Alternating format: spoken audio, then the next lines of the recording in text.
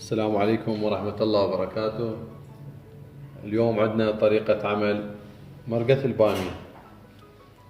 عندنا هنا طماطة كيلو ونص، وعندنا لحم مال غنم، هذا نحتاج وياه كسور ضلوع، ونحتاج وياه كم قطعة من لية الخروف، وعندنا قوطية واحدة من المعجون ما يعادل 400 غرام.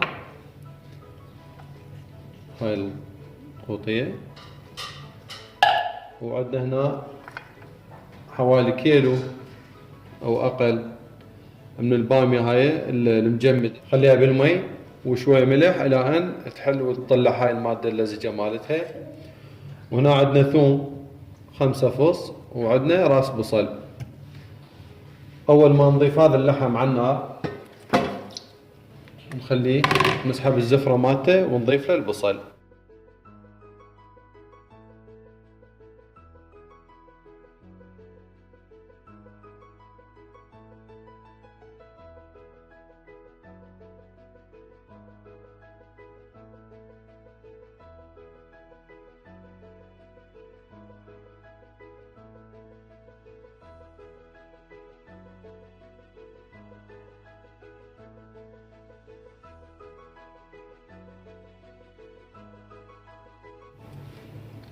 هذا العصير مالت الطماطة نستخدمه بعدين، ونشوف اللحم.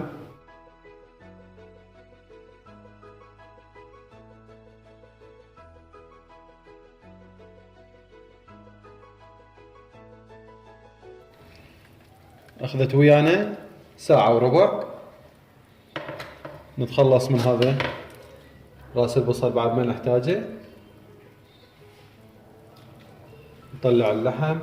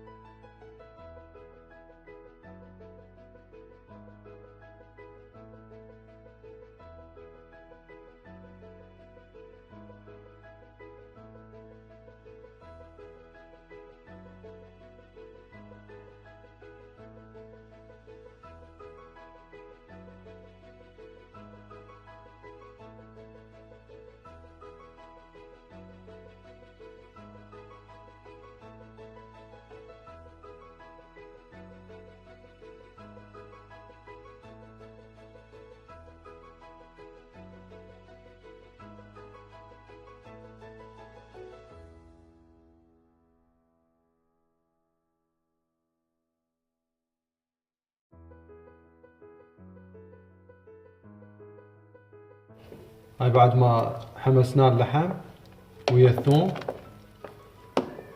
واخذ النكهة مالته، بعدها ننزل المعجون، وبعدها ننزل مثل ما شفتوا البامية، ونوب عصير الطماطة والسوب مالت اللحم.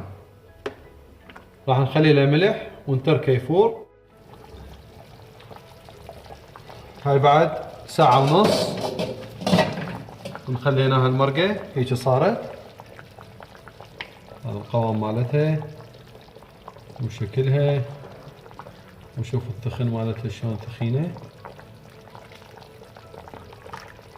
واللحم مستوي. نروح نصبها.